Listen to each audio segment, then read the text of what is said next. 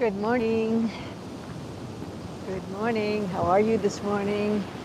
So nice to be here with you on this Monday morning at 6:30 from the east end of Long Island. It's so beautiful. The sun has just come up over there. I'm at KIRK Park Beach, and this is in Montauk, so we're very close to the end. There's a couple more. There's ditch planes, and I'm not sure how close I can get to the lighthouse for the very last one. And then I guess we'll just start over in Southampton again because I think we have a few days left. So let's start our practice by see if you could go straight into the strange leg. Put that strange leg in front.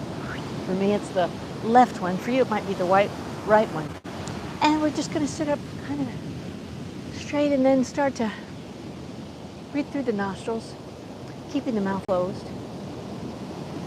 And just start to experience the breath in your body.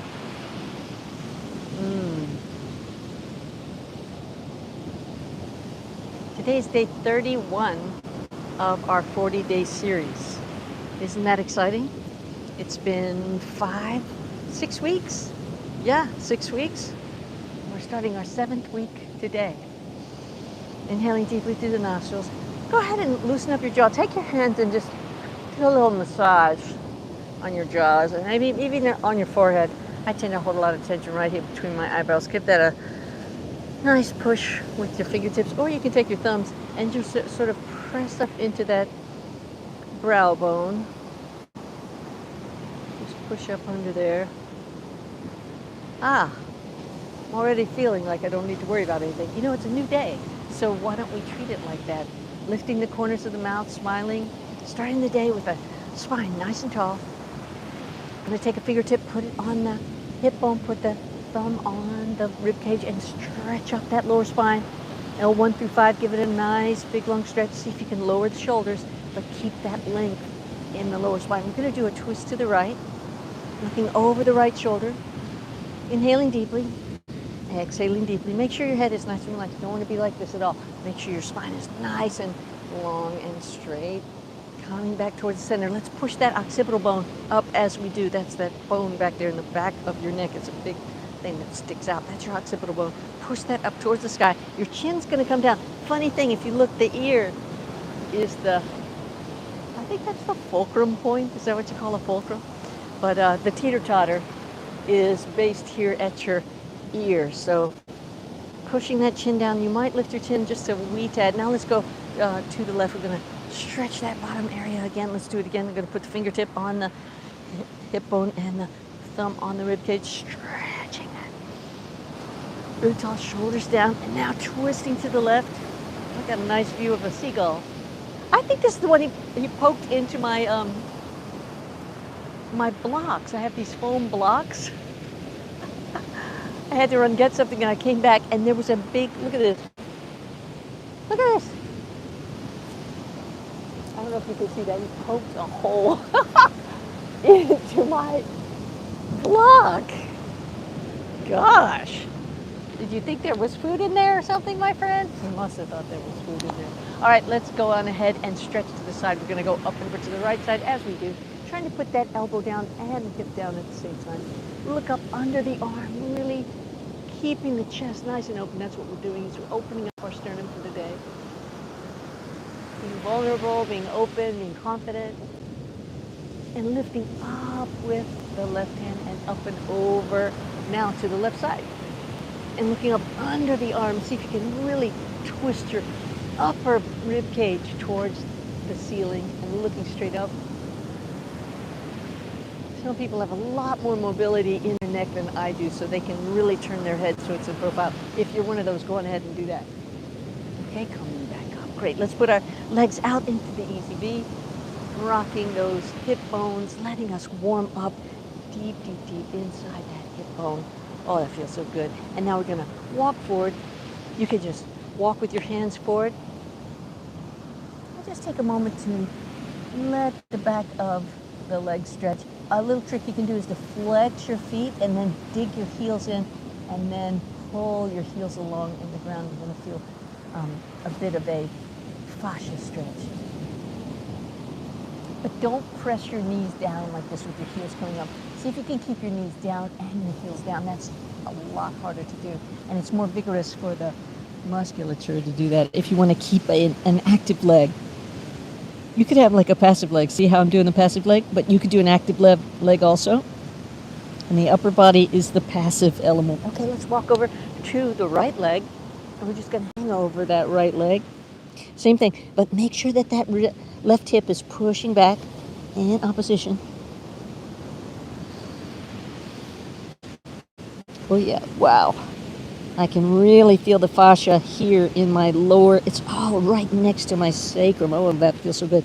Oh, and when I add an arm, boy, that feels good too. Always rotating that left hip back. Oh yes, that felt really great. Let's try it on the left side. Now you might be here, this is fine. Be where you are, you know what, you're an adult, and if you don't feel like doing anything, don't do it. I feel that way, you know, at this age, I'm gonna do what I wanna do. Don't be pushing me, and I know what she can take. And the main thing is to not break anything. That's what's so important as you get older. Don't break anything. Just take care of everything and keep it well oiled and give it a little bit of stress, but not too much stress. Let's go over the left leg. You're gonna drape your upper body over, and then make sure you push that right hip back. And that's when you're gonna feel this delicious stretch in your lower spine. If you want to, you can add your arm like this and grab your foot from the outside. Keep rolling that right hip back. Ooh, yeah. Wonderful, coming all the way up. Let's do one of my favorite things. This was something I really didn't like, and then after a while, as I got better at it, I start to like it. Isn't that funny how that works? All right, so what we're gonna do is you're gonna have both of your legs straight. I'm just gonna go on an angle so you can see me a little better. Your legs are gonna be straight like this. You're gonna take your right leg like this. Your left leg, that's going to be your left leg. And you're going to put it on your thigh, like this, on top of your thigh. Now, don't put it on the other side of your thigh. Don't put it on the inside of your thigh. Now, for some people, this position is just impossible. Their hips are going to be like this, and they're going to be back like this. Now, you can go like this if that is you. You can go like this. You could also sit up on a gull-pecked block. You can sit up on a block, and that will help you to achieve this pose too, is to get up a little bit higher, okay? So you can do it that way. Bring your foot as close as you can to your body. I'm gonna get off this block for a second. As close as you can to your body. Now, take your left hand and reach around your back so you're staying high on the other side, if you can. Even if you're here, this is fine. You could also just be here like this. It depends on your arms and your shoulder mobility. Don't hurt anything. Not that important, it's just a yoga class, right? So then, if you can grab that toe on the other side. Or you can use a strap that you hold on to. And this is a good way to work up to being able to hold on to the foot, all right? So then you're just gonna slide your right hand down your right leg and drape yourself over. Woo! This is a biggie. 5 breaths here, 5.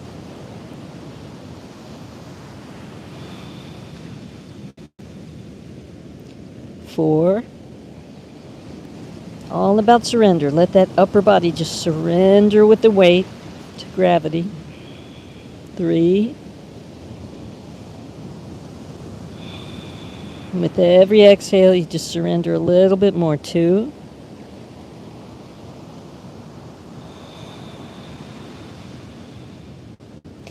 And 1. Inhale. Exhale.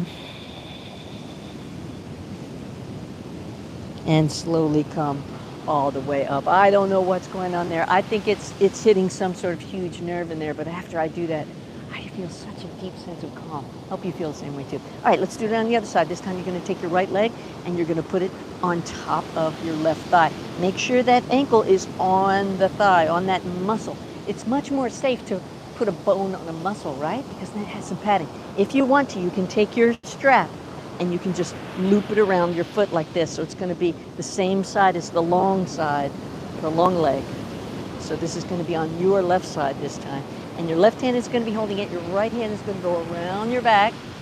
Say hello. You can stay here to do what we're doing, or you could hold on to the strap, and if you're able, come forward and actually hold on to your toe. So those are your options. You also can put a block under your knee if you feel like there's too much pressure on that knee. Always use your props. It's okay. Doesn't mean that you're a beginner. Using props is just a different way of working. It's working the way you need to. Okay, let's come over the leg, and we're just going to exhale and be here. Let everything go. Your head is totally draping over the leg. Exhaling deeply through the nostrils. 5 breaths. 5.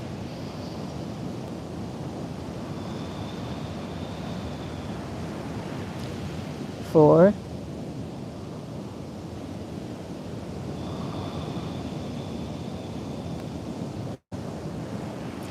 3.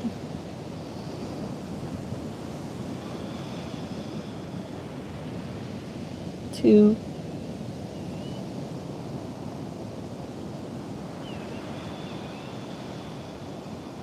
1.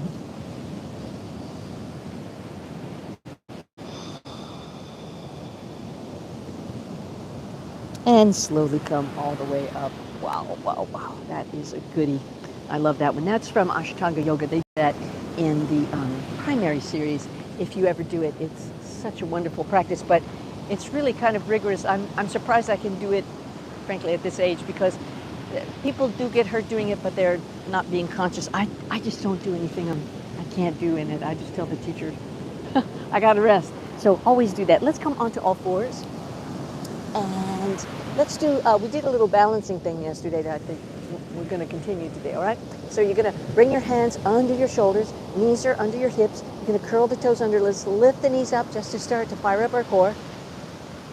Feel your tummy lifted and tight, breathing through the rib cage. Make sure your hands and fingers are activated so that you're supporting the wrists. That's it. Looking straight down. Don't be looking up like this, because see how that doesn't make the spine straight. See how straight the spine is when you just lengthen that occipital bone?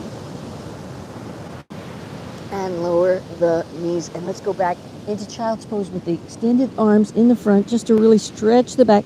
Reach your fingertips. See if you can kind of crawl your toes for, your fingertips forward as you round your buttocks under. You're going to round your tailbone under, and that's going to give another nice stretch to that lower spine. If you want to, I'm rocking my hips back and forth. That feels so good. Sometimes you want to do a little release like that, but then ultimately find the silence, find the stillness.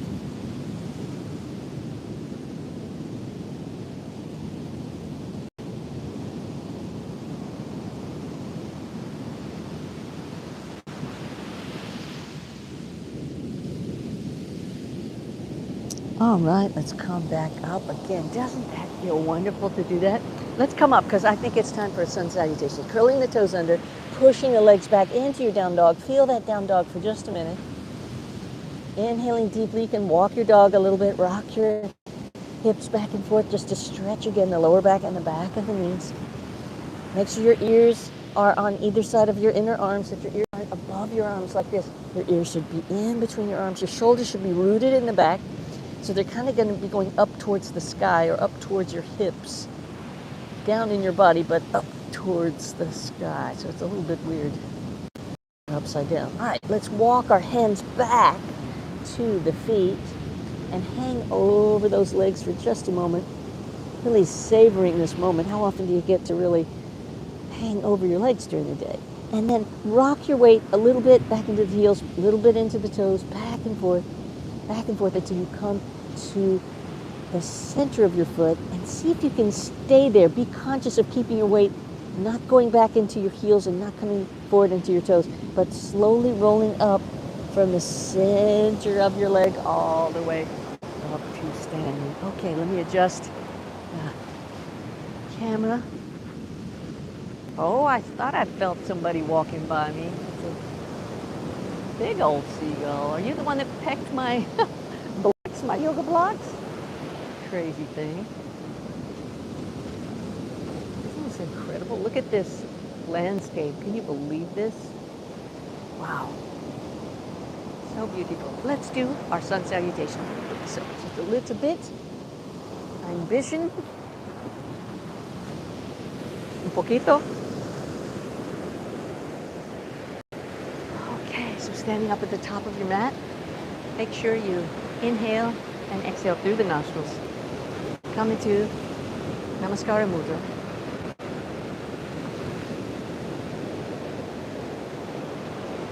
And on the inhale, raise your arms up towards the sky. Exhale, falling forward. Oh, make sure you're on the center of your arch as you put your hands on your shins and arch up.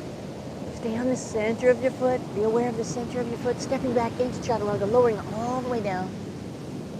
Keeping your elbows in next to your ribcage as you come up into cobra. Curl the toes under, push back into down dog. Stay here for 2 breaths. 1,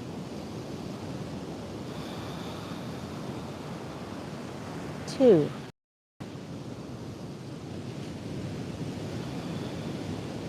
On the inhale, walk forward towards the hands and then put the hands on the shins, arching up. Make sure you're not in your heels, not in your toes.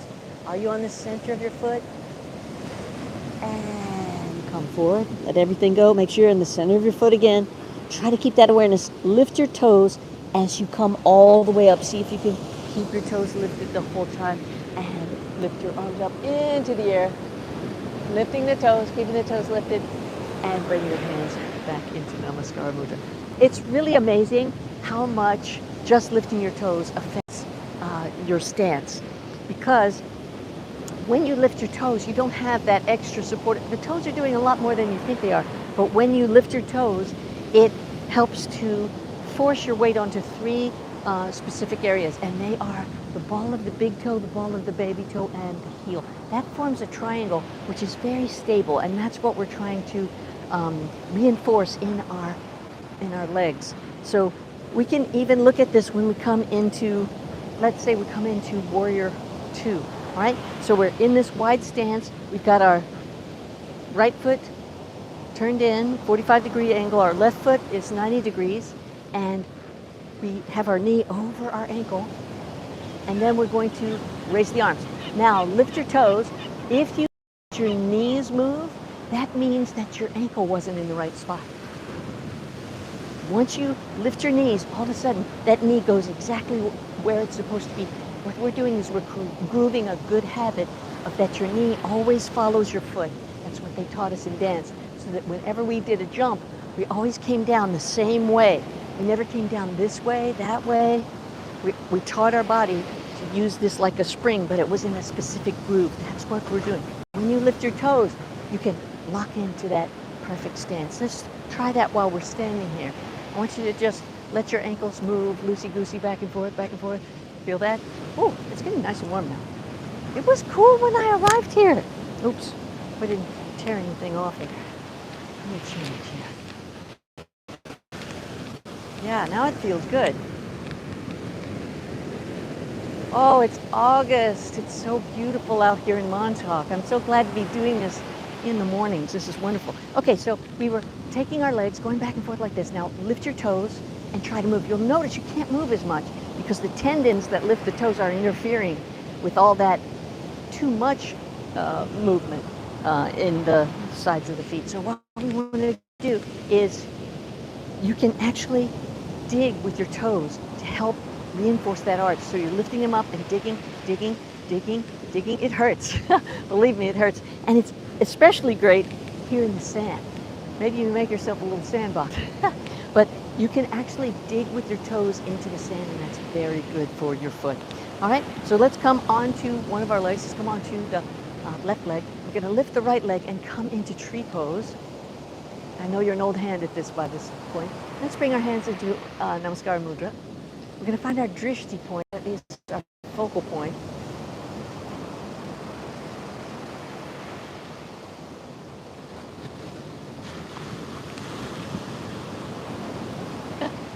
Focus on that point. Whoa. Wow.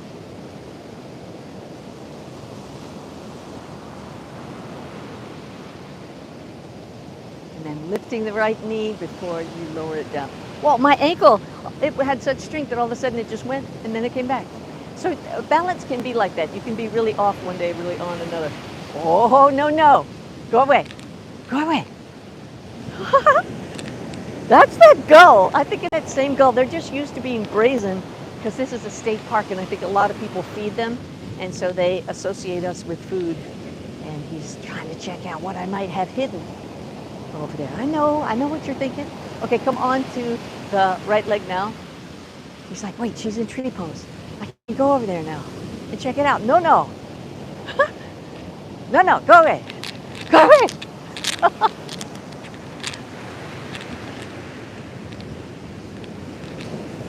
Oh, look, I think that's a plover. Do you see that little teeny bird? I don't know if you can see that. There's a teeny little bird there. They call them the piping plovers. And they're really making a big effort to bring them back on the East End here. Also with the ospreys, we've done very well. There's lots of nests around. And I think there's some eagles. I've not seen them, but yesterday, only Friday, I saw my first whale.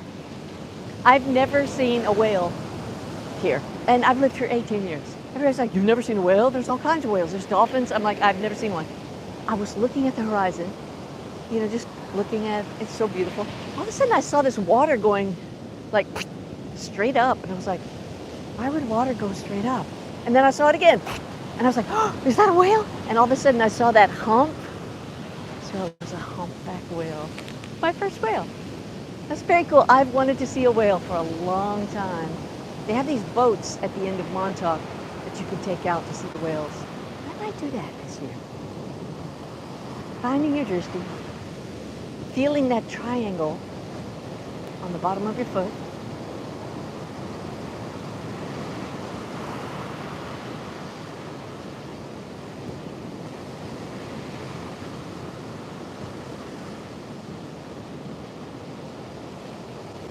Lifting the left knee and lowering it down. Let's come down to the ground for some pranayama. I don't know if these birds are going to come around when my eyes are closed. Let's change this angle. Let's see if they'll try to fly off with that.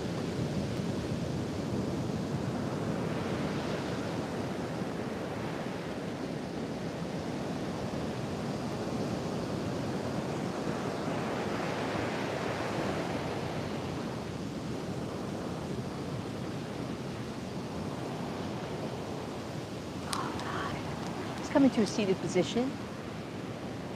Very comfortable. They call this sukhasana, which is easy pose. I guess sukha. Sukh means easy. I guess. I'll ask my Hindi friends. And sitting up very tall. Coming back to the breathing that we started at the beginning of the class with the nostrils. Feeling the air come in. There's a slight pause. And then the exhalation, feeling that rhythm.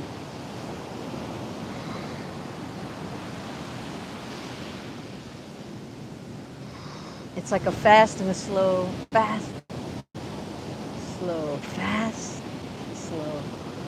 Like the ocean. So you're going to bring, sit up tall, breathing deeply through the nostrils.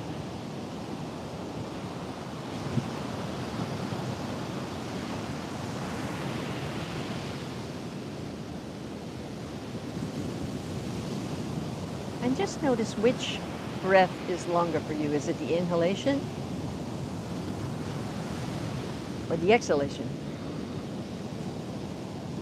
Which one is longer for you? I think for most people, oh, he's back again. No, no, get away, go away, go away. He's back again, that rascal. Okay, sorry for the interruption. All right, let's come back. And we're feeling that breath going in and out. And really, today of all the breath things, I would invite you to really be sensitive to breathing through the sides of your rib cage. Go ahead and like pinch your rib cage around here like this. Pinch it and sensitize this area. You could even like push your fist into that. And open up the rib cage, close the rib cage. No, no. Coming close to my thing again. Go, go. Wow, I haven't had any trouble with gulls at a beach like this. Must be just so many people that they're used to it. So really feel the sides of your rib cage pressing out and coming back in. I know that a lot of yoga classes talk about breathing from the belly. That's not wrong. But this is a different way of breathing, which actually will give you extra breath. You'd be amazed at how much air you have. And just widening that sides of the ribs. Let's try it, where you just inhale deeply. You can take your fists, go like this, and try to push against your fist to breathe sideways. Now, don't breathe up like this. Don't go like this. Go sideways. Feel that? It might not be easy to access at first. It might take you a couple of times to figure it out, because that's a different feeling than most times when you're breathing.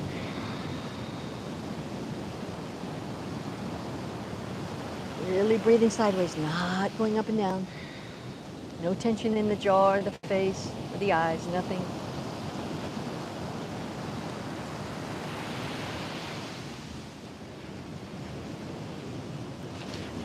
You'd be amazed at how much air there is in there.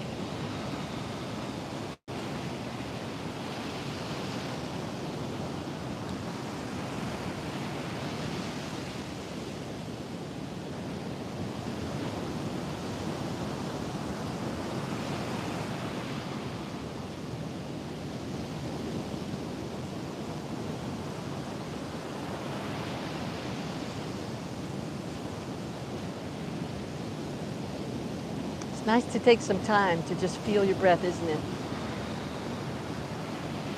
You know, I often wondered why in yoga they are so attached to the breathing, the breath, the breath. And I think it's because the ancient yogis, they understood that the breath was a very relaxing thing, and that it was a way to sort of guide your emotions, I should say. And I think it's because when you think about it, breathing is really the only unconscious function in our body that we can make function. You know, I guess maybe I could influence my gallbladder, probably not. Can I influence my heart rate? Yeah, by slowing down, but I can't dictate the heartbeat. Maybe if I became an advanced yogi, maybe they're able to do that. But the breath is something that I don't even think about. It's happening all day long. It was happening the moment I was born, you know, and they slapped me and I took that first breath. You know, that is, it's been with me my whole life, and that's the vagus nerve. And the vagus nerve is responsible for calming the body. And that's why I think that it's so integral to yoga, is that joining with our consciousness with the unconscious action of breathing. It's pretty profound that we can do that. That I can sit there and say, inhale, here it comes again. Go away. You know he's going to go off with something. Oh, sorry to interrupt. Okay, but I think this breathing is, that is what it is connecting with the vagus nerve in a very deep way. And I don't know any other function that we could do in our bodies that we could do that. Let's take a moment to come back into Namaskara Mudra with our eyes closed. Inhaling deeply, exhaling deeply. I invite you to acknowledge yourself, because you have just created an undeniable demonstration of your love for your health and your body. And when you take care of yourself, you can help other people. Rubbing the hands together vigorously, heating up the palms, those warm palms over the closed eyes. Inhale deeply through the nostrils. Exhale deeply through the nostrils. One more big inhalation through the nostrils. And open the eyes and let the hands come down. Namaste. So glad to spend 30 minutes of your eternal now with you. And I wish you a great day. And what's following right now is a way to strengthen your arms. I really did not like yoga for many years because my arms weren't strong. So now I'm doing 15 minutes to fabulous arms. You're going to have great looking arms plus strong arms for your yoga practice. So stay tuned. Just going to go get the weights. I'll be right back.